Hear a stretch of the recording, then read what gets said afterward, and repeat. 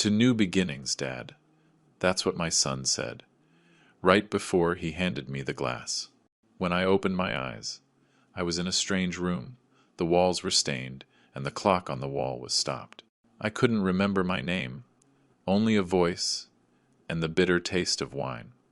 If this story is stirring something inside you, subscribe. I upload a new story every day. Maybe today, it's yours. Tell us where you're watching from. I opened my eyes. And the first thing I registered was the smell. A thick, heavy smell, like dampness mixed with cat urine and old cigarettes. I didn't know where I was. The walls were a dirty yellow, with dark stains that looked like mold climbing to the ceiling. There was a small window with torn curtains, letting in a sad, gray light, as if the world outside was dead too. My whole body ached. My head throbbed like someone had hit me with a hammer. I tried to move, but my legs wouldn't respond. It was like my body wasn't mine, like I had been hollowed out, leaving only a heavy, useless shell. And the worst part, I had no idea how I got there.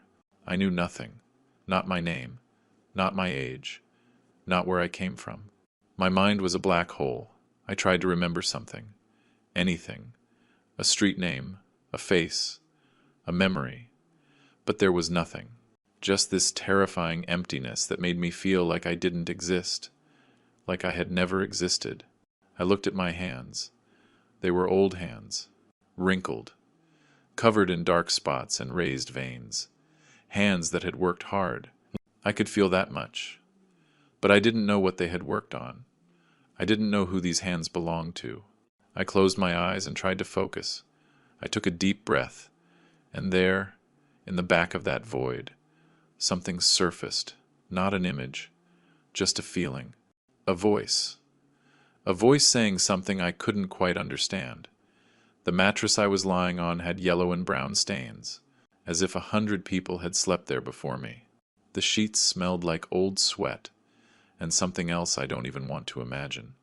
I managed to sit up, my hands shaking, and looked around. A nightstand with scratched wood, a single light bulb hanging from a frayed wire, and that broken window looking out onto an alley full of trash. Bursting black bags, wet cardboard boxes, a stray dog digging through the filth. That was the view. That was all I had, and I felt so small, so lost, that for a moment I wished I had never woken up. I tried to stand, but my legs wouldn't hold me. I fell to my knees on the floor, and the impact forced a groan out of me that didn't even sound human. It was a raw, strange sound, as if something inside me was broken. I stayed there on the ground, breathing hard, staring at the cracked concrete floor. There was a cockroach crawling near my hand. I watched it pass without reacting. No disgust, no fear, because in that moment I felt just like it, a bug, lost in a place it shouldn't be. I tried to remember again. I forced my mind, but only meaningless flashes came.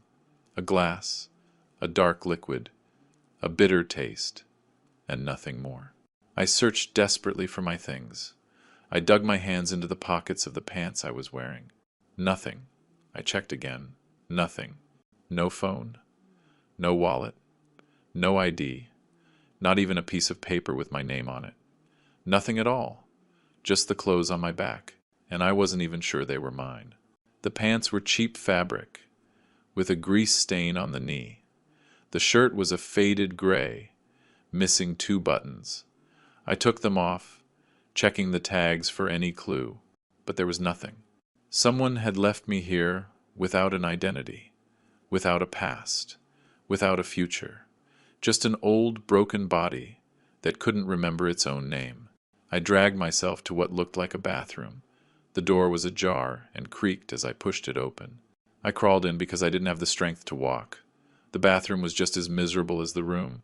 Broken tiles, a toilet stained with rust, a sink with the faucet dripping in a slow, agonizing rhythm. I grabbed the edge of the sink and pulled myself up slowly, my legs trembling like a newborn's. And then I saw it, the mirror, a dirty mirror, spotted with grime, but clear enough to reflect what I was now, or whatever I was, because the man staring back at me from the glass meant nothing to me.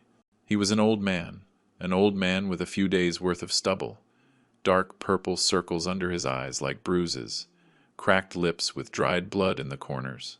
His eyes were bloodshot, sunken, with a lost, frightening look. His hair was matted, dirty, with gray strands that looked filthy with dust. He looked like a homeless man. He looked like one of those men you see passed out on street corners, wrapped in torn blankets, begging for change. I touched my face with my hands. I felt the rough beard. I felt the deep wrinkles around my eyes. And I felt something else. A deep, visceral fear.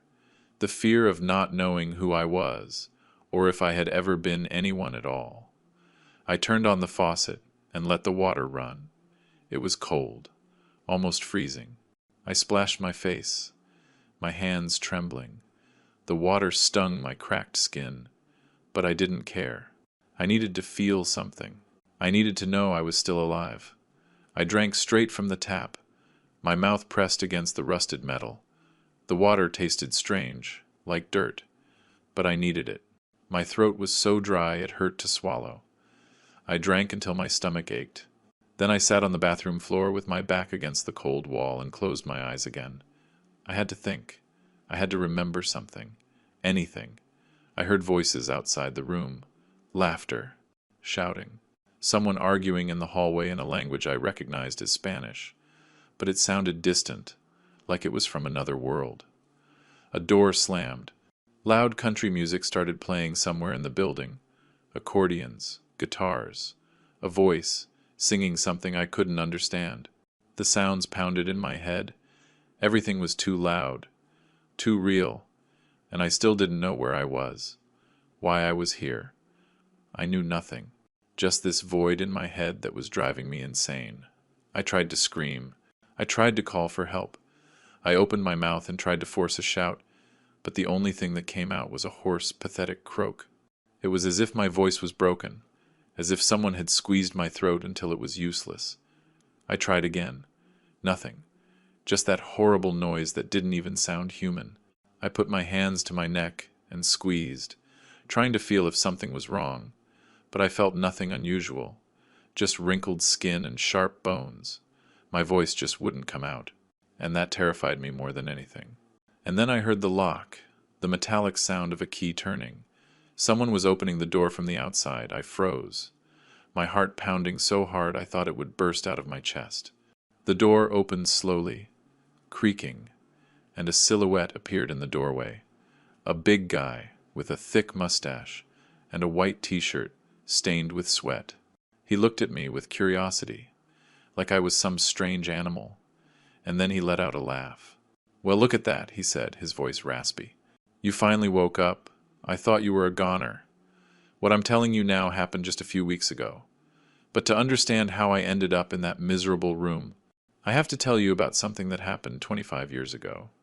Something that broke me, and something I never, ever, truly got over. My name is Stephen Miller. I'm 73 years old, and my life started to go wrong on Christmas Eve, when my wife decided to destroy everything we had built together. The table was set with red and green tablecloths. The tree lights blinked in the corner of the living room. There was hot cider, tamales, pastries. Everything seemed perfect, but nothing was.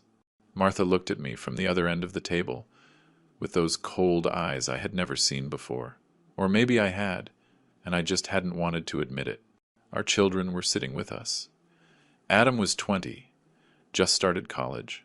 Emily was barely 15, her face still that of a scared little girl, and Martha dropped the bomb, just like that, as casually as announcing it might rain. "I don't love you anymore, Stephen." Those were her exact words, and I don't want the children growing up watching this lie. She said it with a calmness that chilled my blood. The kids froze. Adam dropped his fork, and the sound of the metal hitting the plate echoed like a gunshot in the silence. Emily started to cry quietly, tears falling onto her plate.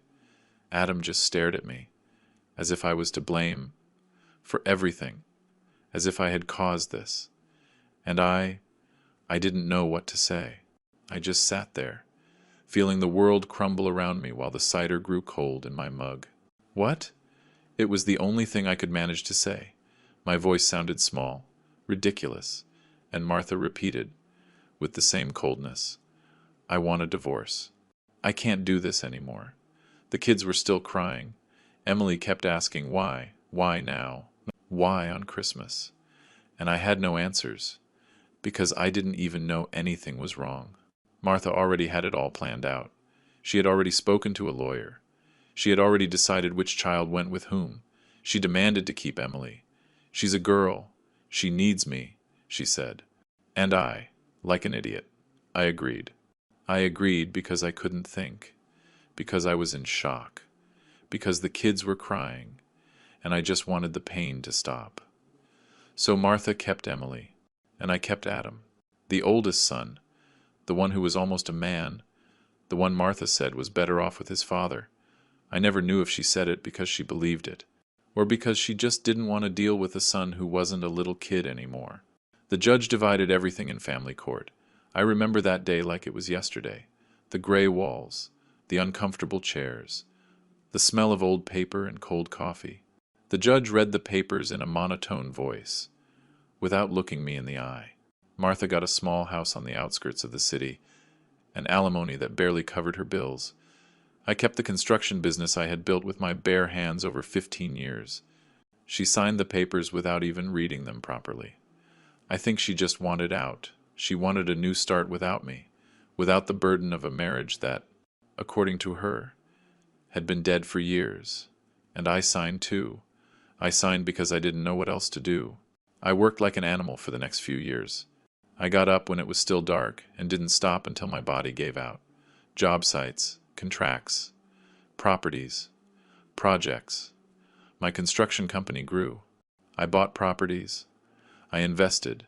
I took risks, and it worked. 10 years after the divorce, I had 3 houses in my name, an apartment building, and more money than I had ever dreamed of having. But I also had a resentful son who looked at me with contempt every time I came home late, and a daughter I only saw on weekends when Martha allowed it, and an ex-wife who, whenever she could, reminded me that I was the reason for her misfortune. Martha never thrived. I don't know if she didn't want to, or just couldn't. She worked as a secretary, a receptionist, a sales clerk in department stores. She changed jobs every 2 or 3 years. She lived in that small apartment with Emily, barely surviving on the alimony I sent religiously every month. And she always blamed me for her poverty. When I went to pick up Emily on the weekends, Martha would greet me with that look full of hatred. If you hadn't kept everything, Stephen, if you weren't so greedy, if you had ever really loved us. But there was no point in arguing. Martha had her version of the story, and nothing I could say would change it. Adam grew up hearing that version. He grew up listening to his mother when he called her, when he visited her on Sundays after church. He grew up listening to her cry, saying she didn't have enough to pay the electric bill, to buy groceries, to fix the leaking roof. And then he would come home to my house, this big house, with a yard, 2 cars in the garage, with everything money could buy. And he would look at me with a mix of shame and hatred. He never said anything, but I saw it in his eyes. I felt it every time he sat at the table with me, that heavy silence that separated us like an invisible wall. One day, when Adam was 25, he exploded. He came home drunk, slamming the door. I was in the living room reviewing some blueprints. I stood up to ask him what was wrong, and he screamed in my face. Mom is living in a crappy apartment, and you have 3 houses. He said it with so much rage. I could feel his hot breath on my face. His eyes were red. I don't know if it was from the alcohol or from crying. Do you know what it's like to see your mother crying because she can't afford groceries? Do you? I tried to explain.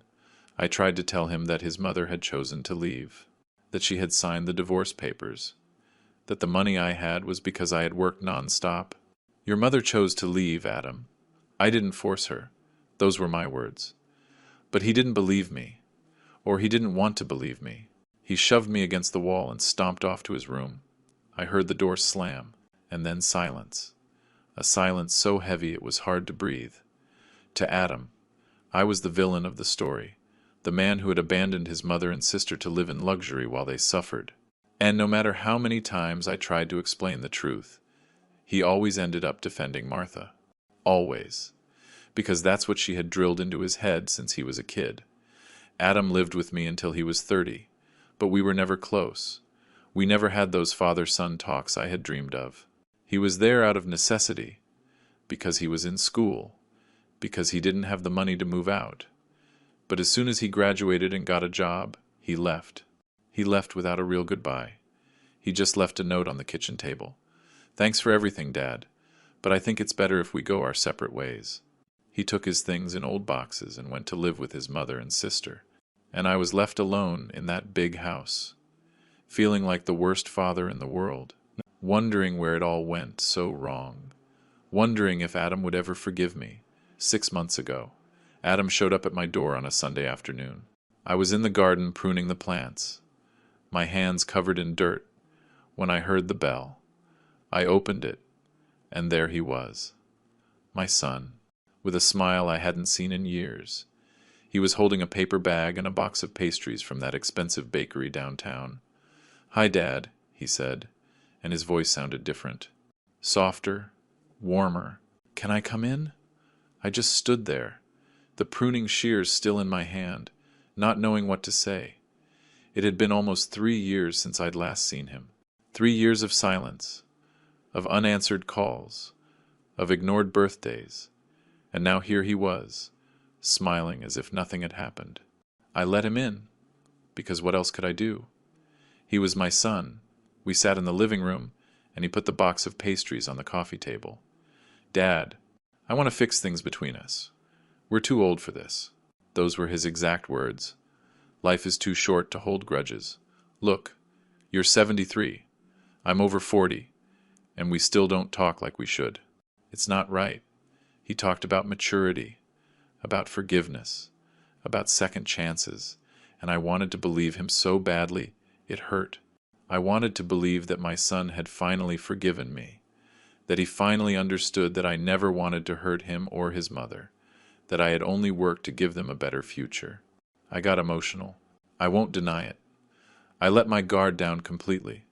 I stood up from the couch, and I hugged him, with tears in my eyes, tears I had been holding back for years. "Son," I said, my voice breaking, "you have no idea how long I've waited for this moment." I held him tight, feeling his bones under his shirt, his expensive cologne, and he hugged me back, or so it seemed. He patted my back twice, slowly, almost tenderly. "Me too, Dad. Me too." We stayed like that for a few seconds, which felt like an eternity to me, and when we separated, my face was wet from crying. Adam wiped a tear from my cheek with his thumb and smiled. "It's okay, Dad. It's in the past. We're going to be okay now." From that day on, Adam started visiting me regularly. Every weekend, he'd show up with something. A 6-pack of beer, a carton of cigarettes, even though I didn't smoke anymore. Construction magazines he thought I'd like. He invited me out to eat at nice restaurants. He asked about my health, how the business was doing, if I had sold any properties lately. At first, I thought it was just genuine interest, a son worried about his old father. But then I started to notice that his questions always ended up in the same place. Money, properties, the paperwork. "You have everything in order, right, Dad? The will, the deeds. It's important to have everything organized, just in case anything happens to you." Mr. Evans, my neighbor of 30 years, warned me. One afternoon, we were having coffee in his garage, like we had for decades, and he told me straight, "Stephen, be careful. Your son was never like this with you. Something doesn't smell right. Mr. Evans is about my age, 71, and he's known me since I moved into the neighborhood. We were partners on a project many years ago. He knows what Adam is like. He knows the whole story about the divorce. The resentment, The years of silence? That boy hated you 6 months ago, and now he shows up every weekend with gifts. You don't find that strange? I got angry. I got angry because I didn't want to hear the truth, because I wanted to keep believing the beautiful lie. He's maturing, Evans. People change. That's what I told him. I even raised my voice a little. My son realized life is short. That's all. There's nothing strange about it. Mr. Evans looked at me with those sad eyes he gets when he knows I'm making a mistake but can't do anything to stop me. All right, my friend. I hope you're right, but don't let your guard down. He finished the rest of his coffee in silence, and I went home feeling uneasy. Because deep down, very deep down, I had my doubts too, but I buried them every time Adam showed up smiling. Every time he said, "I love you, Dad," before he left. Because those words were what I had been waiting to hear for 25 years. One Saturday, Adam arrived earlier than usual. He was carrying an insulated bag, and he was sweating, like he'd been running. "I brought your favorite, Dad. Tamales from my Aunt Rosie. Remember her? Mom's sister." Of course I remembered. Rosie made the best tamales I had ever tasted in my life. In the early years of our marriage, Martha always brought her sister's tamales for holidays. She made them yesterday and told me to bring them to you before they got cold. Adam took out the tamales, wrapped in aluminum foil. Still warm. The smell made my mouth water. It had been years since I'd tasted Rosie's tamales. Adam unwrapped one and offered it to me on a plate. "Go on, Dad. Eat. They're amazing. I ate 3 tamales that afternoon. They were delicious, with that homemade flavor I loved so much. The chicken was soft. The masa was fluffy. Adam stayed with me while I ate, chatting about unimportant things. His job, the traffic, the heat. He didn't try a single one. "I already ate before I came," he said when I offered him one. "These are all for you." After we ate, we sat in the living room to watch the football game. Adam seemed relaxed, happy. When he left, it was already dark. He gave me a hug at the door and said, "Take care, Dad. See you next week." I watched him drive away, with a strange feeling in my stomach. It wasn't pain. Not yet. It was just an uneasiness, like when you eat something too heavy. 3 weeks later, I ended up in the hospital with severe food poisoning. It was horrible. It started with nausea in the middle of the night. Then came the vomiting. I threw up until there was nothing left in my stomach. And even then, I kept retching. The stomach pain was unbearable. I writhed in bed, sweating cold, feeling like I was going to die there, all alone. I called 911 at 4 in the morning. The ambulance arrived half an hour later. At the hospital, they ran tests, gave me an IV, gave me medication. The doctors told me it was severe food poisoning. "It was something you ate, Mr. Miller. Maybe it was spoiled. Bacteria, toxins. Your body had a bad reaction."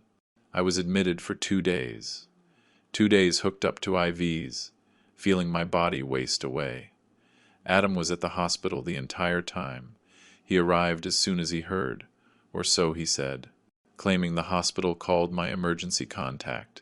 He sat by my bed, his face etched with worry, crying in front of the nurses. "He's my dad. He's all I have left." The nurses comforted him, told him I was going to be fine, that I was a strong man, and he would wipe his tears and nod. I was so weak I could barely speak, but I held his hand because I thought he really cared, because I thought my son loved me and was suffering seeing me like this. The doctors discharged me with a list of medications and recommendations. Adam drove me home. He helped me inside. He made me some tea. "Rest, Dad. I'll come check on you tomorrow." But now, lying in this miserable room, with no memory, no identity, no nothing, I started to remember. I started to remember the tamales. I started to remember that Adam didn't eat a single one, that he insisted I eat all of them, that he brought them wrapped up, already prepared. I never saw them come out of any pot. And I started to remember that 3 weeks after I ate them, I ended up in the hospital, dying. And my son was there, crying, acting like the perfect worried son. But he didn't eat a single tamale, not one, and that thought started to drill into my head like a rusty nail. Because if Adam didn't eat them, it was because he knew. He knew something was wrong with that food. The big guy entered the room like he owned the place. He was a heavy-set man, his belly hanging over his belt, a thick, greasy mustache, and a white t-shirt that had once been white, but was now a yellowish gray. He smelled like sweat and stale beer. He looked me up and down, with that morbid curiosity you give an injured animal on the side of the road. "Well, look at that," he said, dragging out the words. "You finally woke up. I thought you were a goner," he laughed, a harsh laugh that made his belly shake. I was still on the bathroom floor, leaning against the wall, unable to speak. I just stared at him, trying to understand who he was, trying to understand where I was. I tried to speak. I tried to ask him where I was, who I was, how I got here, but my voice wouldn't come out. Just that hoarse, pathetic croak that sounded more animal than human. The big guy crouched in front of me, his knees cracking, and looked me in the eyes. His breath smelled like cheap cigarettes and something rotten. "Can't talk, huh?" He touched my throat with a fat, dirty finger. I flinched. "Maybe they gave you something that messed up your vocal cords. Or maybe it's just the shock." He laughed again. "Yeah, the shock of waking up in this hellhole." He stood up with effort and offered me his hand. "Come on, old man. Get up. You can't stay there forever." He helped me up, even though I didn't want him to touch me. But I had no choice. I had no strength.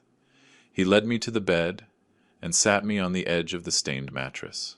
My legs dangled lifelessly, like a broken doll's. The big guy stood in front of me with his arms crossed, looking at me like I was a problem he didn't know how to solve. "Look, buddy, I don't know what your deal is. They brought you here about a week ago. A guy and some woman, they left you in the room, paid for 2 weeks in advance, and left. Said you were sick and needed to rest. And hey, I don't ask questions. Business is business, right? A week. I had been here for a week, or so he said. I didn't remember anything, not a single day, just the void." The big guy kept talking, as if I could understand everything. "You're at the Starlight Motel, buddy. Well, what's left of it." He laughed at his own joke. "In Fairview, Arizona. Sound familiar? No, right? Most people who end up here don't even know where they are. Fairview, Arizona. The names meant nothing to me. I had never been there, or if I had. I didn't remember. I remembered nothing. Nothing. Just this feeling of emptiness that was driving me crazy, and the certainty that someone had left me here to disappear." The big guy pulled an old newspaper out of his back pocket. It was wrinkled, with folded corners and coffee stains. He unfolded it in front of me and shoved it into my hands. "Look, you're famous." The paper trembled in my fingers. I looked at it, confused, and then I saw the photo. A large photo on the front page of the local section. A young man crying for the cameras. Eyes red, mouth open in a pained expression. He was hugging a woman with short hair and hard eyes, both of them dressed in black, both of them crying. And below the photo, the headline in large letters, "Local businessman missing. Desperate family offers reward." I read the headline over and over. Businessman missing. Desperate family. I read the names in the article. Adam Miller, Martha Miller, Stephen Miller. My name, that was my name. Stephen. I repeated it in my head. Stephen Miller. And something clicked, like turning on a light in a dark room. That was me. I was Stephen, and those two crying in the photo were my son and my ex-wife, Adam, Martha. The names burned in my throat, because if they were crying for me, telling the cameras I was missing, then who brought me here? If you're listening to my story, please write in the comments where you're watching from. Sometimes, just knowing there are people in the world listening makes me feel less alone. I kept reading the newspaper, my hands shaking. Martha's statement. Stephen has been confused lately, forgetting things, saying things that don't make sense. We fear the worst. confused, forgetting things. I read those words and didn't recognize them. I didn't remember being confused. I didn't remember forgetting anything before whatever happened to me. But there it was, in black and white, my ex-wife's statement, saying I was losing my mind, that I had left home and never returned, that they were desperate, that they were offering a reward for information, and it all sounded so convincing, so real, so false. Adam also gave a statement. My dad is everything to me. We've been so close these past few months. We were repairing our relationship after years of difficulty. I don't understand what happened. He left the house saying he was going for a walk and never came back. Please, if anyone has seen him, report it. We need him back. I read it, and I felt something break in my chest, because I remembered Adam. I remembered his smile. I remembered the tamales. I remembered him visiting me, hugging me, telling me he loved me. And now he was in a newspaper, crying for me, saying I had disappeared. But I hadn't disappeared. Someone had brought me here. Someone had erased my memory. Someone had left me here, dumped like trash. The big guy looked at me with a mix of pity and boredom. Your family's already written you off, old man. He said it just like that, like someone stating it's going to rain. They've been looking for you everywhere for a week. They've been on TV, in the papers, on social media. Everyone thinks you got lost because you're losing your mind. And here you are, hiding out in the worst motel in Arizona. He crouched down to my level and spoke slowly, as if I were a child. Do you know what that means? It means someone didn't want you to come back. Someone brought you here, drugged you, left you, and took off. And now they're playing Children of the Year for the cameras. I felt the floor open up beneath me, like everything was falling apart. I looked at Adam's picture again, his crying face, his red eyes, his mouth open in a silent scream. And I wondered how much of that pain was real, how much was an act. Because if he had brought me here, if he had done this to me, then all of it was a lie. The hugs, the visits, the I love you, Dad. It was all a performance, a plan. And I had been so stupid, so desperate for love, that I swallowed it whole. I had let him poison me. I had let him drug me. I had let him dump me in this hellhole, because I believed my son finally loved me. The big guy stood up and walked to the door. Before leaving, he turned around and said, If I were you, I'd stay put for a while, because if you go back and they see you're alive, maybe next time you won't be so lucky. And he closed the door, leaving me alone again, alone with the newspaper in my hands, alone with the picture of my son crying lies for the cameras, alone with the certainty that my family had tried to erase me, that they had left me for dead, and maybe they were right, because the Stephen Miller I was before I woke up here, that man didn't exist anymore. All that was left was this empty shell, sitting in a miserable room, trying to understand how his own son had betrayed him. When the big guy left, the first thing I did was look for my phone again, with more desperation than before, because now I knew who I was. I knew my name. I knew I had a house, properties, a life out there, and the phone was the only thing that could connect me to it. I checked every corner of that miserable room, under the mattress, inside the broken drawers of the nightstand, in the bathroom, behind the torn curtain. Nothing. I checked my pockets for the 5th time, even though I knew they were empty. I jammed my hands all the way in, pulling at the fabric, desperate. And nothing. No phone, no wallet, no keys. Nothing to connect me to the Stephen Miller I had been before I woke up here. I stumbled back down the stairs, gripping the rusty railing. The big guy was at the reception. If you could even call that dirty counter a reception, with an old TV turned on. I approached him and tried to speak, but only that pathetic croak came out. I gestured with my hands, pointing to my pockets, making the sign of a phone to my ear. The big guy looked at me, confused at first. Then he laughed. Your phone? He shrugged, with total indifference. You didn't arrive with anything, old man. Just the clothes on your back. And even those looked second-hand. He scratched his belly and went back to watching TV. If you had anything valuable, it's long gone. That's how it is here. I just stood there, feeling something break inside me. I closed my eyes and tried to remember. Blurry fragments started to appear. I was somewhere dark, maybe a car. Someone was going through my pockets. I felt strange hands in my pants. In my shirt. I was semi-conscious, floating between reality and nothingness. I wanted to move my hands to stop them, but my body wouldn't respond. It was like being trapped inside myself, watching everything, but unable to do anything. I heard voices, whispers. Get everything. The phone, the wallet, everything. And then another voice. What about the ID? That too. Make sure he has nothing. Nothing to identify him. I opened my eyes and looked at the big guy with a rage I didn't know I still had. I wanted to scream at him. I wanted to tell him. They stole everything. They left me here like trash, like a dog that's no longer useful, dumped on the side of the road to die alone. But I couldn't speak. I could only make those horrible sounds that embarrassed me. The big guy ignored me. He didn't even look at me anymore. I was just an annoying old man interrupting his TV show.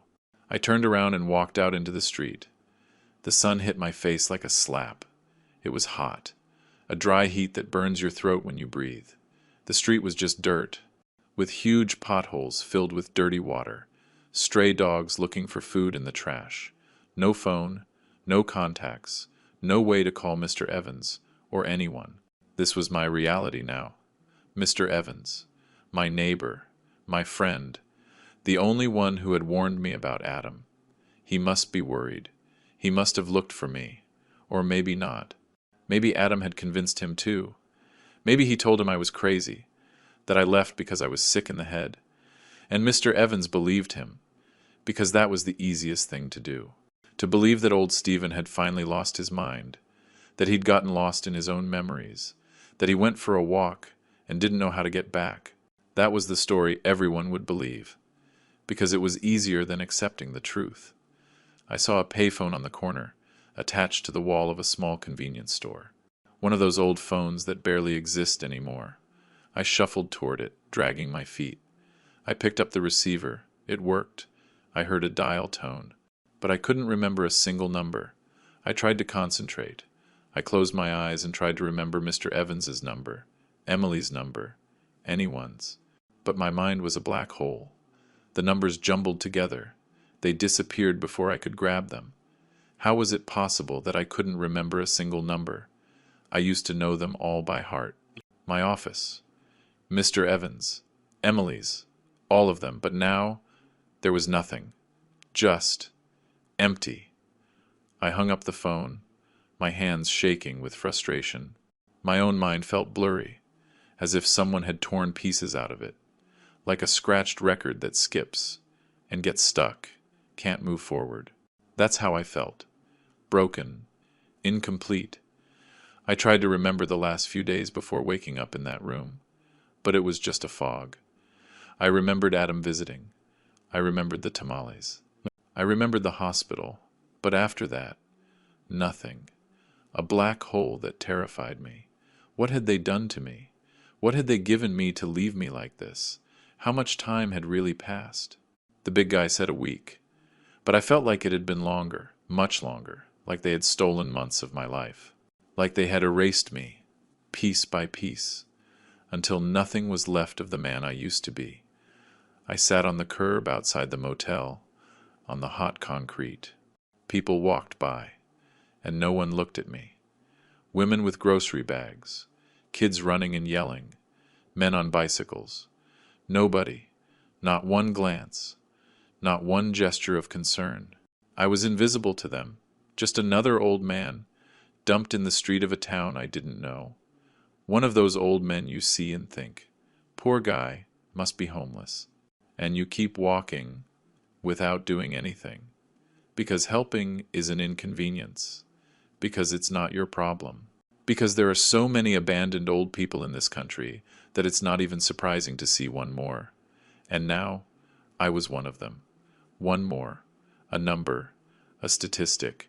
A nameless man, sitting on a curb in some town in Arizona, waiting for someone to take pity on him. I stayed there. I don't know how long. The sun moved across the sky.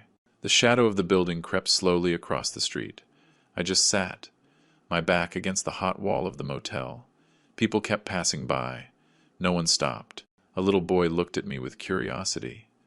But his mother yanked him by the arm. "Don't go near him," she said, as if I were dangerous, as if I were dirty, and maybe I was. Maybe I smelled bad, maybe I looked crazy, I don't know. I just know that I felt more alone in that moment than I had in my entire life. More alone than when Martha left me. More alone than when Adam moved out. More alone than all those nights I spent in my big bed, in my big house, wondering why nobody loved me. I cried, sitting there on the curb. I cried in silence, my hands shaking on my knees. The tears fell and dried quickly in the heat. I made no sound. I just wept, for everything I had lost, for the son who betrayed me, for the life that was stolen from me, for the man I used to be, who no longer existed. People kept walking by, without looking. A dog came up and sniffed me. Then it walked away. Even the dogs ignored me. I closed my eyes and thought, maybe it would be better to just stay here until I died, until the sun dried me up like a plant without water, until I ceased to exist completely, after all, to the world. I was already dead. They had already erased me. It didn't matter anymore. And then a woman's voice pulled me out of my thoughts. An old voice. Raspy, but warm. "Sir, do you need some help?" I opened my eyes. An old woman was standing in front of me. She was small, stooped, with skin as wrinkled as a raisin, and a yellow scarf on her head. She had a small corn cart next to her. Her hands were covered in age spots, like mine, and her eyes, though surrounded by deep wrinkles, were alive, bright, full of something I had lost long ago, compassion.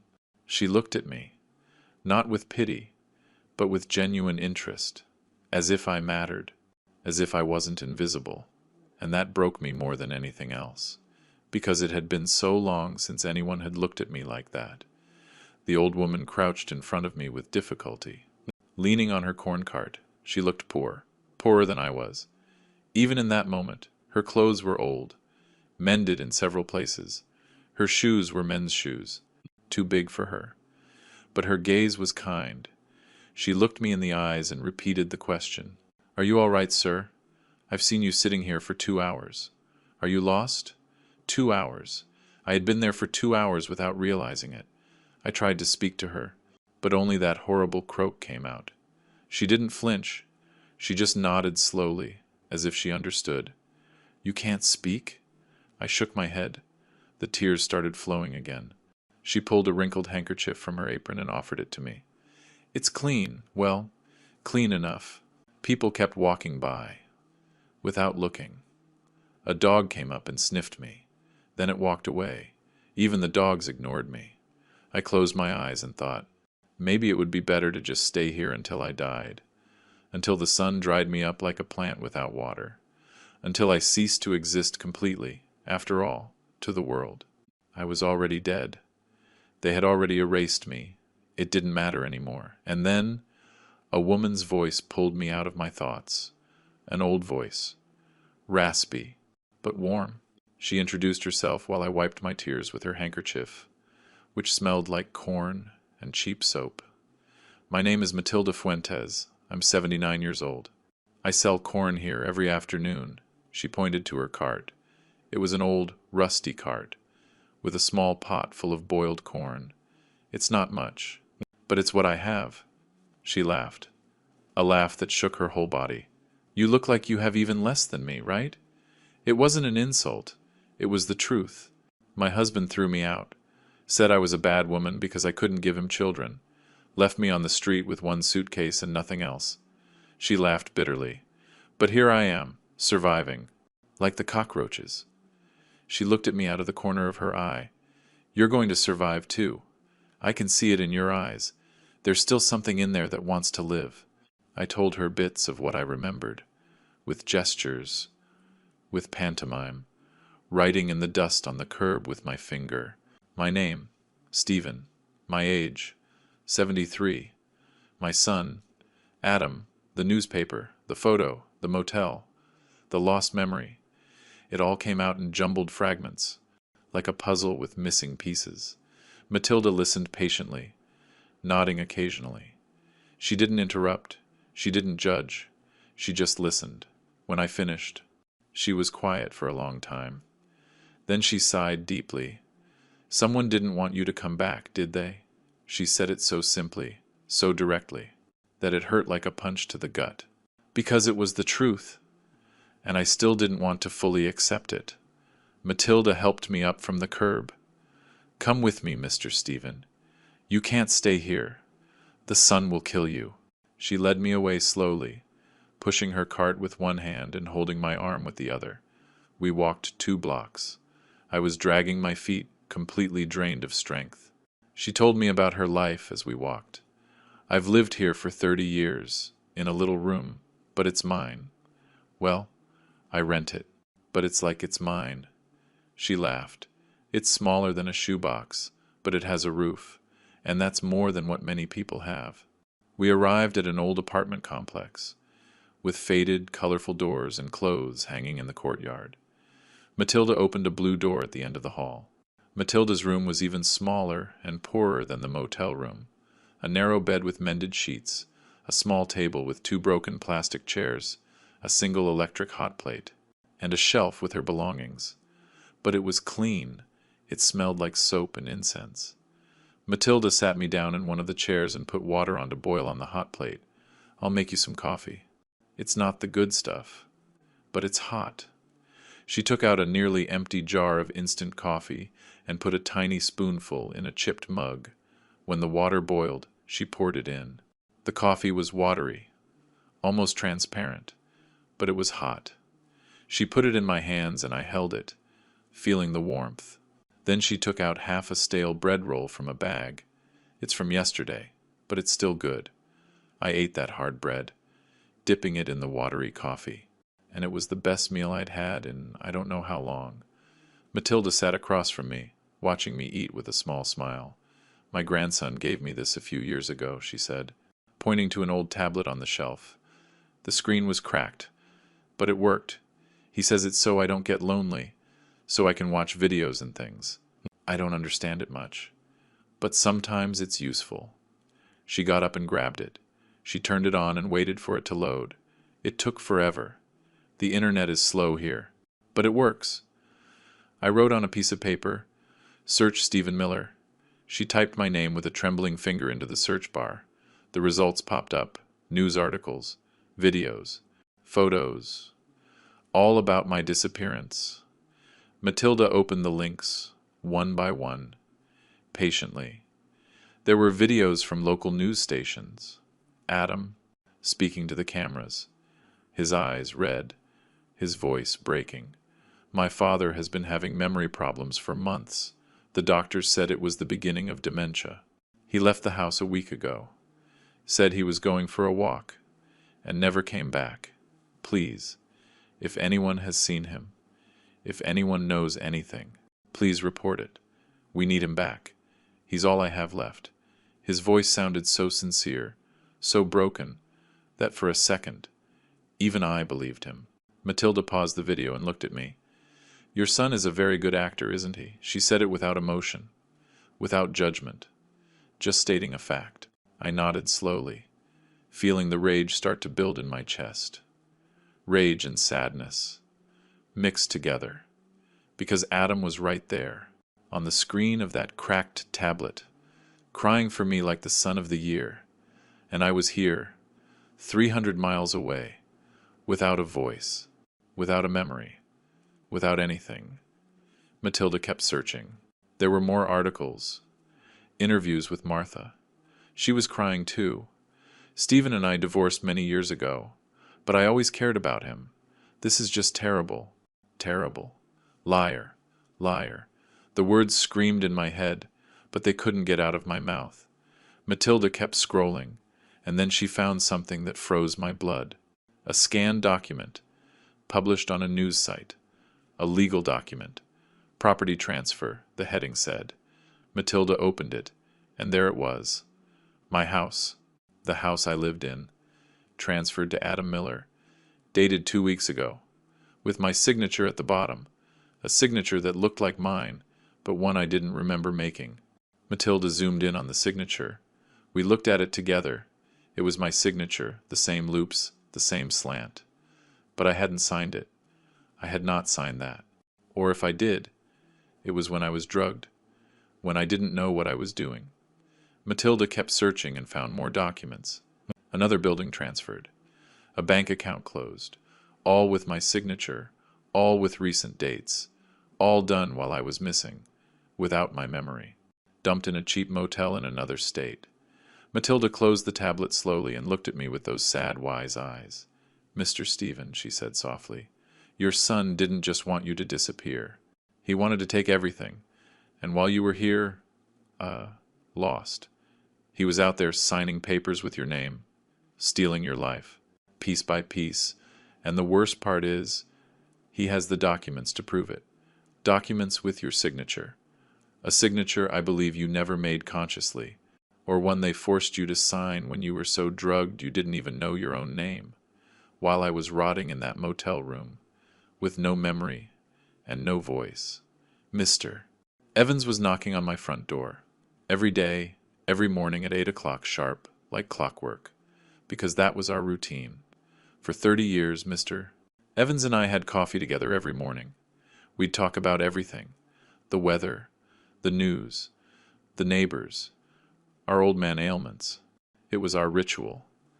And when I didn't show up the first day, Mr. Evans thought I was sick. He knocked on the door. No answer. He knocked again. And then Adam appeared, his face a mask of worry, his eyes swollen, like he'd been crying all night. "Mr. Evans," my son said, his voice breaking. "My dad, he's missing."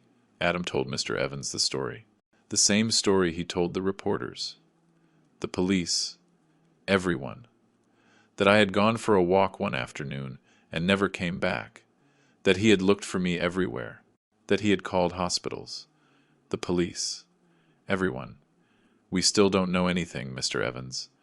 Adam ran his hands over his face, a perfectly acted gesture of despair. "We're doing everything we can. Mom is helping too. Emily is devastated. But there's not a single lead. It's like Dad just vanished." Mr. Evans listened, frowning, because something didn't add up. I wasn't the type to just go for a walk. I was a man of routines, of fixed schedules. I didn't just disappear. Mr. Evans started noticing strange things. He'd pass by my house several times a day, and the curtains were always drawn. Always. I used to open them every morning to let the light in. I liked to watch the garden from the living room window. But now, everything was closed, dark, as if the house itself was dead. And my car was still in the garage, in the same spot, unmoved. Mr. Evans would walk up and touch the hood. Cold. It hadn't been used in days. If Stephen went for a walk, Mr. Evans thought, why is his car still here? Did he walk? At 73 years old? Nothing made sense. But Adam had an answer for everything. He always did. One afternoon, Mr. Evans confronted him. He knocked on the door, and when Adam opened it, he didn't let him speak. "Adam, have you checked the hospitals? The police stations?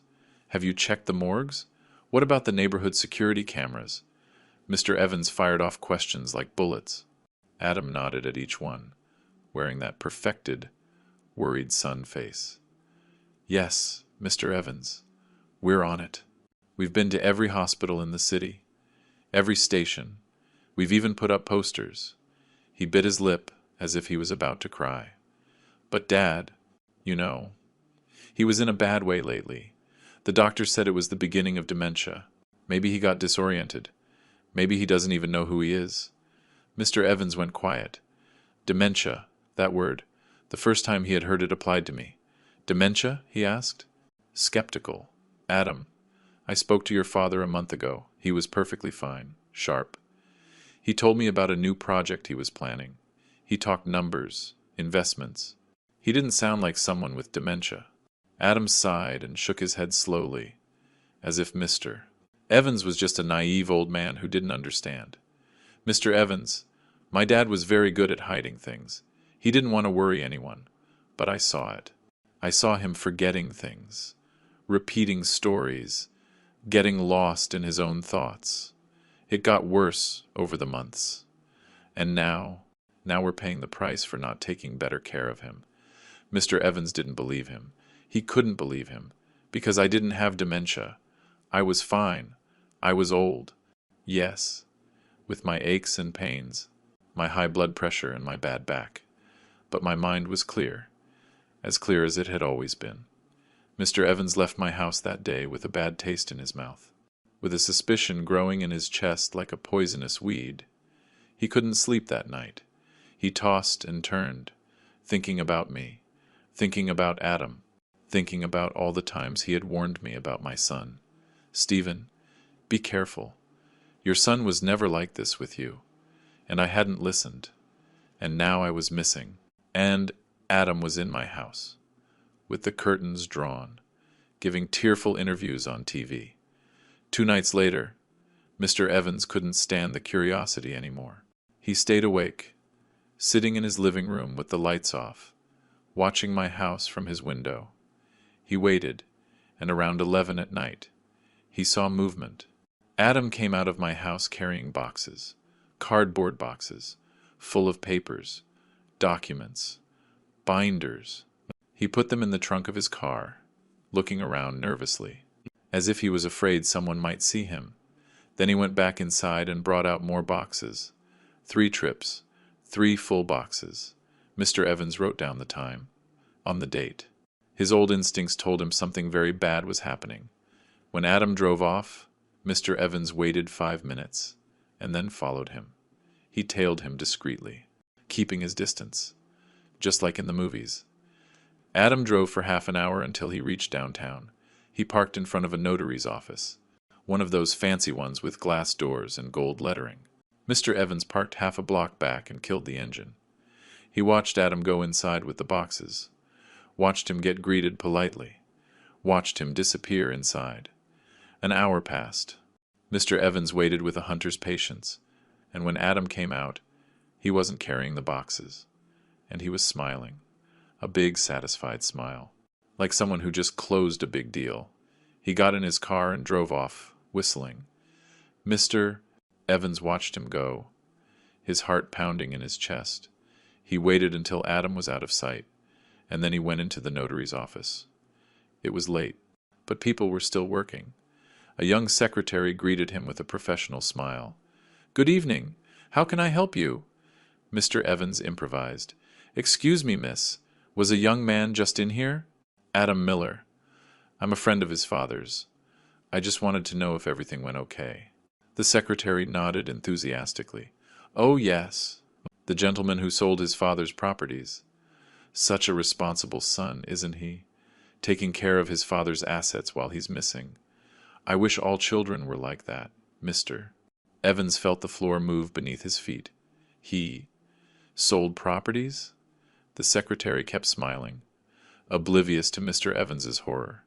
Yes, 2 properties. And he closed a bank account, too.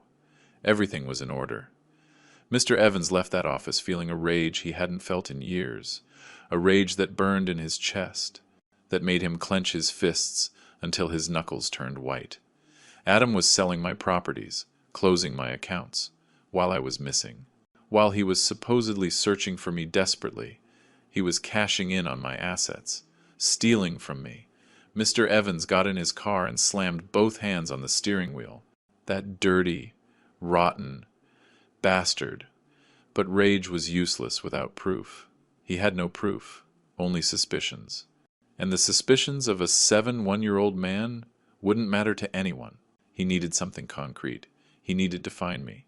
He needed to know if I was alive or dead. That night, Mr. Evans didn't sleep. He sat at his dining table with an old notebook and a pencil, writing down everything he knew. The dates, the times, Adam's movements, the conversation with the secretary. Everything. And when the sun came up, he had made a decision. He picked up the phone and looked in the yellow pages. Private investigator. He dialed the first number he found. A man's voice answered on the third ring. Morales Investigations. How can we help you? Mr. Evans took a deep breath and said, I need you to find a person. His name is Stephen Miller. He's my best friend, and I think his son made him disappear. Someone has to find Stephen. Someone has to bring him back, because if we don't do it soon, that kid is going to get away with everything. And Stephen is going to end up dead in a ditch somewhere. I spent 3 days in Matilda's room. 3 days. She took care of me like I was her own son. She fed me what little she had. Stale tortillas, refried beans, watery coffee. I slept in her bed, while she slept on the floor with an old blanket. Every time I tried to protest, she'd silence me with a wave of her hand. You're in worse shape than I am, Mr. Stephen. Let me help you. And slowly, with her patience and her cracked tablet, I started to get fragments of my memory back. Not everything, but enough. Matilda would ask me questions.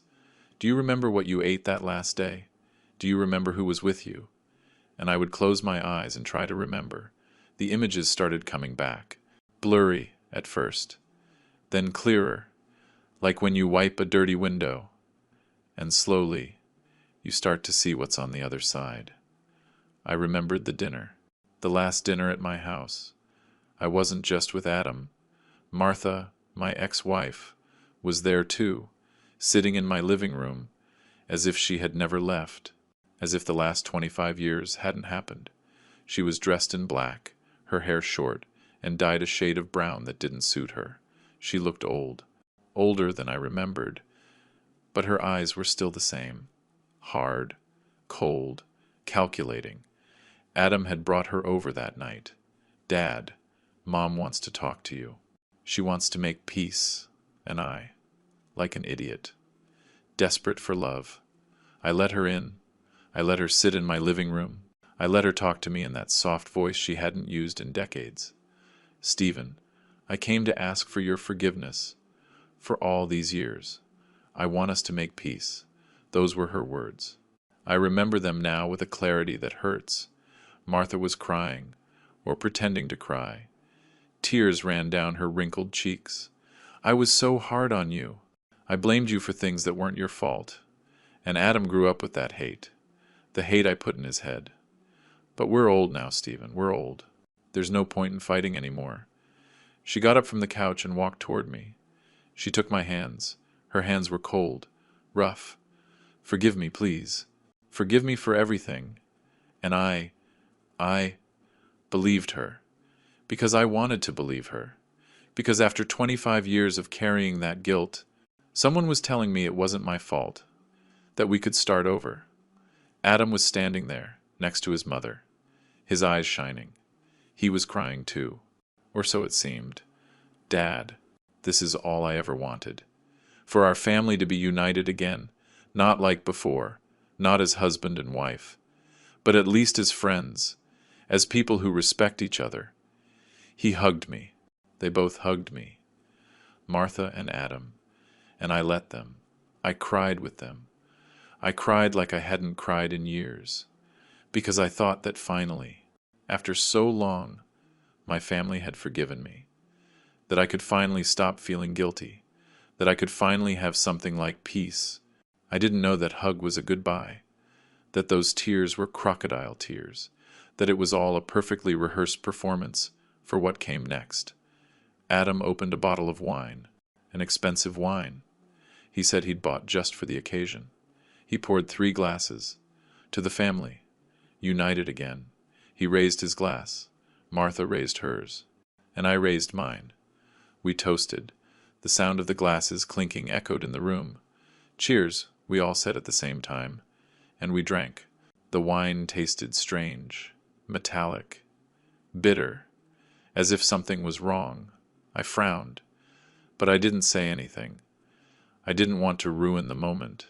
Adam and Martha were watching me as I drank, both of them, with those smiles, that I now understand weren't smiles at all. They were grimaces, masks. I drank more. I finished my glass. Adam poured me another. "Come on, Dad, we're celebrating." And I, like an idiot, drank the second glass too. Minutes later, I started to feel strange. The room was spinning, the lights blurred. The furniture seemed to be moving, floating. I tried to stand up, but my legs wouldn't respond. I fell back onto the couch. Hard, I feel. Sick. My voice sounded far away, like someone else was talking. Adam and Martha just looked at me. They weren't crying anymore. They weren't smiling. They just stared, with a coldness that chilled me to the bone. "It's normal, Dad," Adam said, his voice calm. Too calm. Just relax. Martha came over and took the glass from my hand. "You've had enough, Stephen." Her voice had no emotion either. It was flat, empty, like the voice of someone just doing a job. I heard their voices as if from a great distance. They were whispering, but I could hear them. My body wouldn't respond, but my ears did. "How long will it take?" Martha asked. Her voice sounded impatient. "An hour," Adam replied. "Maybe less. I put enough in. Then we take him, and it's done." "What if someone sees us?" "No one's going to see us. It's night. The neighbors are asleep. Mr. Evans is the only one who might notice anything, but he lives on the other side. He won't hear a thing. They talked about me as if I wasn't there, as if I was an object, a problem they needed to solve, a burden to be removed. I tried to move. I tried to scream, but my body was stone. It wouldn't respond. I could only listen and see the blurry room, and feel the terror growing in my chest. I tried to get up from the couch. I put all my strength into moving my arms, my legs. I managed to push myself forward, but I fell. I fell like an old tree. My face hit the wooden floor. I felt the pain, but I couldn't scream. I couldn't do anything. I just lay there, my cheek pressed against the cold floor, watching Adam's shoes walk toward me. Shiny black shoes, expensive shoes, that I had bought him for his birthday. "Almost, Mom. He's almost ready." I felt them turn me over, like a sack of dirt. Adam grabbed my arms. Martha grabbed my feet, and they carried me. I was still conscious. I was still in there, trapped in a body that wouldn't respond, watching everything, feeling everything, but unable to do anything. They carried me through the house. I saw the ceiling pass by, the light fixtures, the walls, with the pictures of my family, old photos, from when we were happy, or when we thought we were happy. They took me out the back door. I felt the cool night air on my face. I heard the crickets singing, a dog barking in the distance. Everything sounded so normal, so everyday, as if the world didn't know I was being kidnapped from my own home. They put me in a van, in the back. They threw me on the floor like a piece of cargo. I heard the door slide shut. I heard Adam and Martha get in the front. I heard the engine start. And then Adam said something I will never forget. "It's done. We're finally rid of him." Martha laughed, a cold laugh. "No humor. Took you long enough." I was getting impatient. I had to do it right, Mom. I had to earn his trust first. Get him to lower his guard. The visits, the gifts, all of it was necessary. And the papers? He already signed everything. The house, the building, the accounts, everything. It's in my name. When we officially declare him dead, it will all be ours. Yours, mine, and Emily's. Emily doesn't know anything about this. She doesn't need to. She'll get her share. We'll take the rest. They were quiet for a moment. I heard everything. Every word was a knife, twisting in my chest. And then Martha said the thing that finally broke me. "Let him never come back. Let him rot wherever we leave him." As they put me in that van, as I listened to my ex-wife wish me dead, as I felt my own son betray me in the worst way possible, something inside me shattered. It wasn't my body. My body was already broken, paralyzed, useless. It was my soul.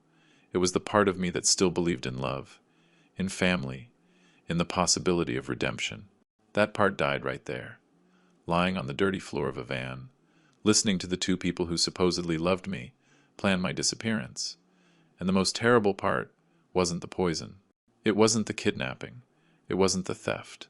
The most terrible part was understanding that they never loved me, that it was all, always, a lie, that to them I was just money, properties, paperwork, and now that they had it all, I was useless, I was trash, to be thrown away, far away, where no one could ever find me.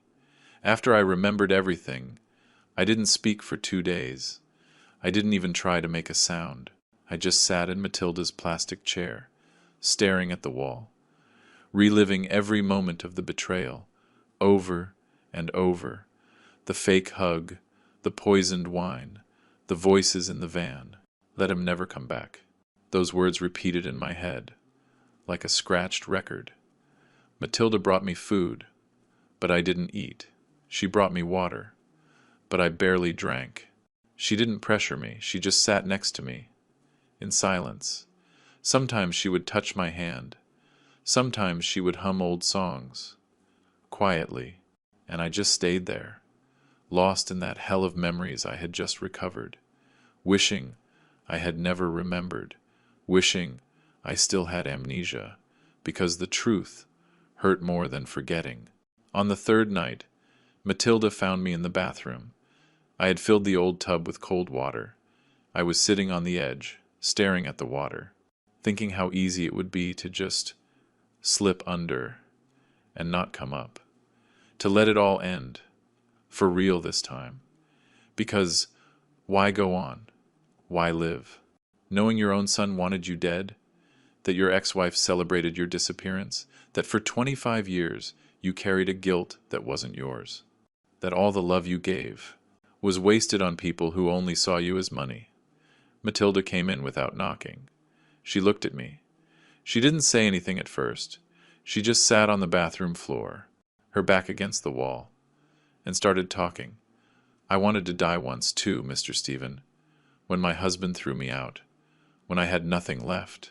Matilda told me her whole story that night, how her husband blamed her for not having children, how he hit her when he drank, how one day he just showed up with another woman and told her to get out. He left me on the street with one suitcase. No money, no family, nothing. Her voice was calm, as if she was telling someone else's story.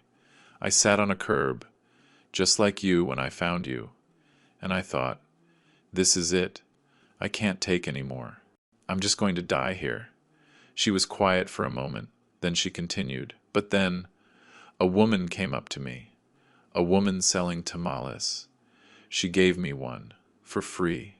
She said, eat, child, as long as you're hungry. You're alive. And I ate that tamale, and then I made it through another day, and another, and here I am, 30 years later, surviving. Not because I'm strong, but because I decided they would not get the last word in my life. She looked me right in the eye. Mr. Stephen, your son and your ex-wife, they already took so much from you. They took your memory, your dignity, your money. But there's one thing they can't take. Your decision to keep living. That is yours. And told her to get out.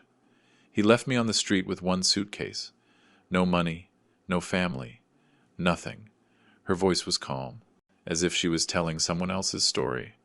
I sat on a curb, just like you when I found you, and I thought, this is it. I can't take any more. I'm just going to die here. She was quiet for a moment, then she continued. But then, a woman came up to me, a woman selling tamales. She gave me one, for free. She said, eat, child, as long as you're hungry. I slept deeply, for the first time since I woke up in that motel. And when I opened my eyes in the morning, something had changed. It wasn't happiness. It wasn't peace. It was rage, a clean, clear rage that filled my chest and gave me strength. Rage against Adam, against Martha, against everything they had done to me, and that rage got me out of bed. It made me eat the stale bread Matilda offered me. It made me drink the watery coffee. It made me look in the bathroom mirror and tell myself, I am not dying here. Not like this. Not because of them. Matilda was at the door, watching me. When I came out of the bathroom, she smiled. There he is. There's the man who's going back. The one who's going to face them. The one who's going to take his life back. And I nodded. Because she was right, we spent the next few days preparing. Matilda helped me shave with an old razor. She found me clothes that were less torn. She took me on walks around the neighborhood, so I could get the strength back in my legs. And as we walked, I told her my plan. I'm going back, Matilda. I'm going back, and I'm going to confront them. I'm going to take back everything they stole from me. She nodded. And then what, Mr. Stephen? Are you going to hate them for the rest of your life? I thought about it. I don't know. Maybe. Or maybe. I'll just close that door and move on. But they need to know. They need to know they couldn't erase me. That I'm alive. That the truth is out. Matilda squeezed my arm. Then we'll do it. Because you deserve justice. And I'm going to help you until you get it. And in that moment, I knew I wasn't alone. That even though my family had betrayed me, I had found something better. I had found someone who saw me as a human being, not as money, not as a burden, but as someone worth saving. The private investigator Mr. Evans hired was named Joaquin Morales, a quiet guy, 50 years old, with a face that looked like it had seen too many ugly things. It only took him 3 days to find what the police couldn't or wouldn't, because the police had already filed my case away. Elderly man, missing, cognitive issues. But Joaquin didn't settle for that. He tracked the movements of Adam's van the night I disappeared. He requested access to security cameras from the neighborhood, the main avenues, the highway tolls. And he found it. A white van, license plates, matching Adam's, leaving my street at 11:30 p.m., with 2 people in the front, and something large in the back. That something was me. The highway cameras caught him, heading toward Arizona. Joaquin followed the trail like a bloodhound. Every toll booth, every gas station camera, every traffic light. The van stopped at a gas station just outside Phoenix. Adam got out, bought coffee, got back in. The cameras showed everything: time, date, plates. Then he continued toward Fairview, and that's where the trail went cold. But it was enough. Joaquin called Mr. Evans that same afternoon. I found him, or at least, I know where they took him. Your son drove to Fairview, Arizona the night you told me about. Now we have to go there and find him. Mr. Evans didn't hesitate. I'm going with you. Today. Right now. And just like that, at 71 years old, my friend got in Joaquin's car, and they drove 3 hours to Fairview. They arrived the next morning. Mr. Evans had a printed photo of me, one of those old ones you keep in your wallet. They started with the cheap motels, the ones near the highway exit, the ones that rent rooms by the hour, or by the week. No questions asked. Joaquin asked the questions. Mr. Evans showed the photo. Have you seen this man? Nobody knew anything. Or they didn't want to know. After 5 motels with no results, they arrived at the Starlight Motel, a rundown building with peeling paint and a sign that was barely readable. The big guy was at the reception, as always, watching his old TV. Joaquin showed him my photo. The big guy looked at it and nodded. Yeah, that old man was here. He's gone now. Mr. Evans felt his heart stop. Gone? Gone where? The big guy shrugged. I don't know. Some old lady took him. A Matilda. She sells corn around here. Ask her. He gave them the general location. Mr. Evans and Joaquin ran out of the motel. They asked around the neighborhood. Do you know a woman named Matilda? The one who sells corn? A woman pointed to a corner. She's right there, with her cart. And there she was, Matilda, with her rusty cart, her yellow scarf, selling corn. Like every other day, Mr. Evans practically ran to her. Ma'am, are you Matilda? She looked at them, Suspicious. Who's asking? I'm a friend of Stephen Miller's. They said you saw him. Matilda studied them. Mr. Evans, with his honest, desperate face. Joaquin, with his serious investigator's face. She nodded slowly. Yes, I know him. He's with me. He's in a very bad way. Please, Mr. Evans begged, his voice breaking. Please, take me to him. I'm his best friend. I've been looking for him for weeks. His son did this to him. But I know he's innocent. I know they did something to him. Matilda looked him in the eyes, and searching for a lie. She didn't find one. Come with me. She led them to her tiny room. She opened the door, and there I was, sitting in the plastic chair, staring into space, wearing the borrowed clothes Matilda had found for me. Thin, old, broken, but alive. Mr. Evans let out a choked cry. Stephen! I stood up as best I could when I saw him. Mr. Evans. My friend. My brother. The only one who hadn't abandoned me. The only one who had searched for me. He walked toward me, and he hugged me. So tight, he almost knocked me over. And I cried. I cried like a child. I cried like I had never cried in my entire life.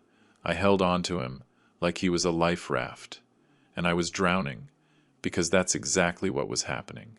I was drowning. In betrayal. In abandonment. In pain. And Mr. Evans was the only solid thing in a world that had turned to liquid. Evans, I tried to say, my voice so hoarse it barely came out. Evans, my own son. He tried to erase me. The words came out, like broken pieces of glass. But they came out, and Mr. Evans understood. I know, my friend, I know. Mr. Evans held me, patting my back hard. I knew it from the beginning. I knew something was wrong. That's why I hired Joaquin. That's why I never stopped looking. Because I know who you are. I know you didn't get lost because you're crazy. I know someone did this to you. He pulled back and looked me in the eyes. His own eyes were red, wet. But we're going to fix this now. I'm taking you back. And we are going to make them pay for what they did to you. I told him everything, with my broken voice, pausing to breathe, with Matilda helping me fill in the gaps my memory couldn't reach. I told him about the poisoned wine, the tamales, the forged signatures, the properties they sold, everything. Joaquin took notes on everything. He got on his phone and started making calls. To a lawyer, to a trusted notary, to a forensic doctor who could run blood tests, to detect the substances. Everything moved fast. Mr. Evans paid the big guy at the motel to give him the hotel records. When I arrived, who brought me? How much they paid? The big guy. For money. Sang like a canary. A young guy and an older woman. Paid for 2 weeks. Said the old man was sick. I didn't ask questions. Matilda gave her testimony. She told them how she found me, how she cared for me, how she helped me remember. Everything was documented. Photos, videos, written statements, hotel receipts, highway camera footage, everything. The doctor came to Matilda's tiny room and drew my blood. We'll analyze this. If they gave you what I think they gave you, there will still be traces. Benzodiazepines, sedatives, whatever they use to wipe short-term memory. It will show up in the analysis. Mr. Evans was by my side the whole time, holding my hand. How do you feel, my friend? Can you travel? I nodded. My voice was starting to come back. It wasn't my normal voice, but it was something. I want to go back, I said, with difficulty. I want to see their faces. Mr. Evans smiled, a sad but determined smile. You'll see them, and they are going to know that you are alive, and that they are not getting away with this. They helped me into Joaquin's car. Matilda waved goodbye, with tears in her eyes. Take care, Mr. Stephen. On the drive back, Mr. Evans told me everything, how Adam had been selling my properties, how he had given tearful interviews on TV, how Martha had also appeared on the news, faking concern. Everyone believed them. Everyone thinks you're a poor old man with dementia who wandered off. But I never believed them. And now we have the proof. We have everything. He showed me videos on his phone, videos of Adam crying. My dad is everything to me. Please, help us find him. I watched it, and I felt a mix of rage and sadness, so profound. I didn't know whether to scream or cry. Joaquin drove in silence, letting us talk. And when we reached the city limits, 3 hours later, I knew what I had to do. I want to see their faces, I said, my voice still hoarse, but firmer now. I want them to know I'm alive, that they didn't win, that they couldn't erase me. Mr. Evans nodded.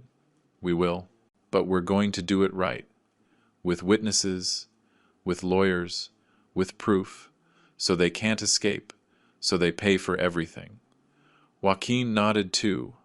I know people, a good criminal lawyer.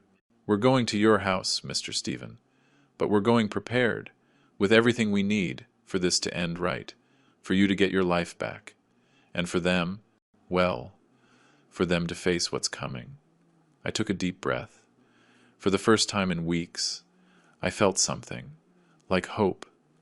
It wasn't happiness. It wasn't peace. But it was something. It was the certainty that this wasn't over, that I wasn't dead, and that the truth was about to come out. We arrived at my house the next afternoon. Mr. Evans, Joaquin, the criminal lawyer, his name was Mr. Garza, and me. We went in the front door, with an emergency key Mr. Evans had kept for years. I had given him a copy, back when we trusted each other completely. When we were younger, and didn't think about death or betrayal, we opened the door slowly, quietly, and what we saw broke my heart all over again. But in a different way. Adam and Martha were in my living room, surrounded by my furniture, my things, my life. They were, dividing everything. Martha had a notepad. She was making lists. This is for Emily. This is for you. We sell this. And they were laughing, like it was a party, like I was really dead. And they were celebrating. The lawyer started recording everything on his phone, silently. From the doorway, he recorded their voices, their laughter, the way they picked over my belongings. Like vultures on a corpse. I watched them, and I couldn't believe what I was seeing. Martha was trying on a necklace, one I had given her when we were still married. I'm keeping this one. I always liked it. Adam laughed. Take whatever you want, Mom. It's all ours now. He held up a crystal glass, one I had inherited from my mother. This is worth money. We can sell it. Mr. Evans put his hand on my shoulder. He could feel my body trembling with rage. Easy, my friend. Almost time. The lawyer kept recording. Evidence, it was all evidence. And then, when we had enough, Mr. Garza shouted, "Good afternoon." The silence that followed was absolute. Martha dropped the necklace. Adam dropped the crystal glass, and it shattered on the floor. They both spun around toward the door, and they saw me, standing there, alive, thin, worn out, wearing clothes that weren't mine, beard overgrown, and my eyes full of pain, but alive. Martha screamed, a high-pitched shriek that drilled into my ears. She put her hands to her mouth and stumbled back until she hit the wall. Adam turned pale, so pale. He looked dead, deader than me. He just froze, the broken glass at his feet, staring at me like he was seeing a ghost. And in a way, he was. I was the ghost they thought they had buried in Fairview. I took a step forward. My legs were still shaking, but I managed to walk. I walked into my living room, my own house, as if for the first time. "Hello, Martha. Hello, Adam." My voice came out raspy, but clear, clearer than it had sounded in weeks. Sorry to interrupt. I said it with a calmness I didn't feel, with a coldness I had copied from them, because if they could be cold, so could I. Adam tried to speak, but only a stammer came out. Dad. Martha slid down the wall until she was sitting on the floor. She was breathing fast, hyperventilating. I moved closer. Mr. Evans and the lawyer came in behind me. Joaquin, too. All witnesses. All recording. Surprised to see me? I asked. I was surprised, too. To wake up. To be alive. To remember. Adam seemed to snap out of the shock. His brain started working fast. Looking for an exit. A lie. He had always been good at lying. Dad. Thank God. He approached. His arms open, as if he was going to hug me. You're alive. We were so desperate. Where were you? We looked everywhere for you. His voice sounded so convincing. I almost believed him. Almost, but I raised my hand, and he stopped. Don't. Come near me. My voice was hard. Don't you ever touch me again. Adam froze, his arms still half raised. That worried sun mask, starting to crack. Dad, I don't understand. What's wrong? Are you okay? Let me call a doctor. Let me... Shut up! I cut him off, and the silence returned. I was. Where you left me, I said, letting each word fall like a stone. In a cheap motel in Fairview, Arizona, in a room that smelled like misery, with no memory, no ID, no identity, no life. Adam was shaking his head. I don't know what you're talking about. We didn't. The wine. I interrupted him again. The wine you gave me that night, when you brought your mother over, when we toasted to the united family. Remember that, Adam? Because I do. I remember it now, the bitter taste, the whispers. An hour. Then we take him. Does that sound familiar? The color drained from Adam's face. Martha was sobbing on the floor, but they weren't tears of regret. They were tears of panic, of fear, of knowing. It was all over. Martha tried to get up. She tried to run for the door, but Joaquin blocked her way. He grabbed her arm. Firmly, but not violently. Ma'am, stay put. Martha struggled. Let go of me! You have no right. I have every right, Joaquin said, showing her his PI license. And you have a lot of explaining to do. Mr. Garza stepped toward Adam. Mr. Miller, we have evidence of fraudulent property transfers. We have highway camera footage of your van, the night of your father's disappearance. We have witness testimony, and we have medical analysis, showing your father was drugged with controlled substances. Do you have anything to say? Adam opened his mouth, but nothing came out. Just air, just empty. The front door opened. Right at that moment, Emily walked in, carrying a grocery bag. My daughter, my little girl, who wasn't a little girl anymore, but a woman, in her 40s. She walked in, talking. Mom, I got the things you asked for. She stopped. She saw the scene. She saw me. She dropped the bag. Oranges rolled across the floor. Dad? Her voice was a whisper of disbelief. Dad, is that you? She walked toward me, slowly, as if she was afraid I would disappear. You're alive? I smiled at her. Or I tried to smile. I'm not sure what came out.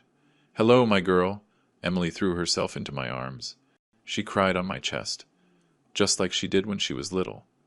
Dad, Dad, I thought you were dead. I thought I'd never see you again. I held her tight. I'm here, sweetheart, I'm here.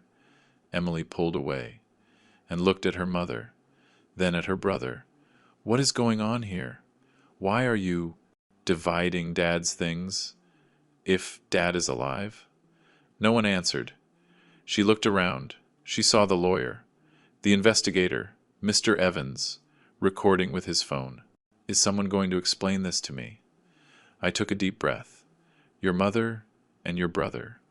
They poisoned me, honey. They drugged me, and they drove me to Fairview. They left me there to die, or to be forgotten. While I was missing, with no memory, they sold my properties. They forged my signature. They took everything, and they were going to give you your share without telling you how they got it. Emily staggered. Mr. Evans caught her. No, no, that can't be true. But the look she gave Martha, searching for a denial, she didn't find it. Martha just wept, and Adam just stared at the floor. Mr. Gaja spoke. Mr. Miller has the right to press charges. He has sufficient evidence to proceed with a criminal case, document forgery, fraudulent administration, theft, and attempted murder. Adam's head snapped up. We didn't want to kill him. We just wanted what we deserved. What he denied Mom for years. What I deserved, Martha screamed, pushing herself up from the floor. After living in poverty, while you swam in money, you owed us that, Stephen. You owed us. I looked at her, and I felt pity. Pity for her, for Adam, for everything we could have been, and never were. I didn't owe you anything, I said, calmly. But if you wanted money, all you had to do was ask. You didn't have to try to erase me from the world. The silence that followed was devastating. I didn't press criminal charges. The lawyer told me I could, that I should, but I was tired. Tired of fighting, tired of hating. What I did do was nullify all the transfers. I got my properties back. Legally, the house, the building, the accounts, everything came back to my name. Adam and Martha had to pay back what they had sold. They had to face audits, investigations. Emily cut ties with them. She told me, crying, I didn't know, Dad. I swear. If I had known, I believed him, because all I saw in his eyes was pain, not lies. Now, she comes to see me every day. She takes care of me. She cooks for me. She keeps me company. Mr. Evans comes by, too. Every day, we have coffee, just like before, as if nothing happened. But it did happen, and we both know it.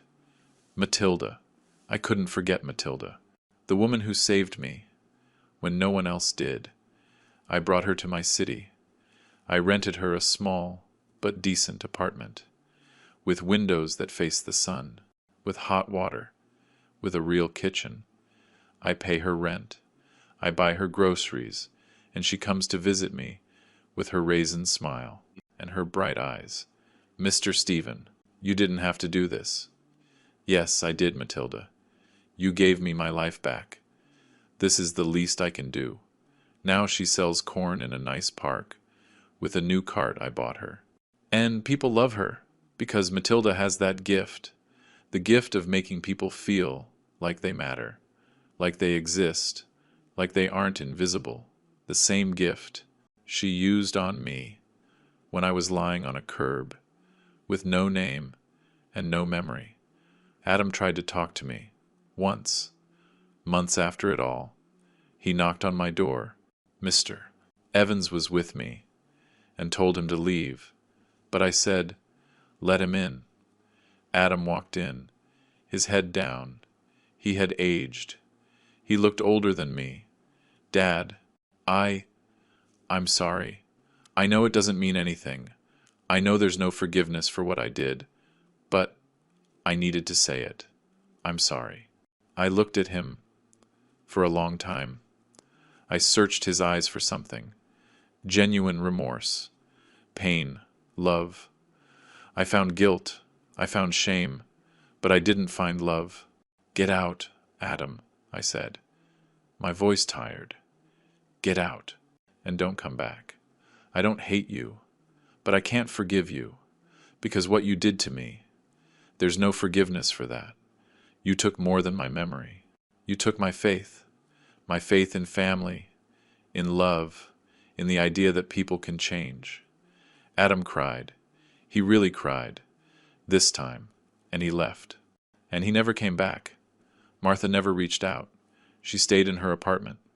Emily tells me she's sick, that the remorse is eating her alive.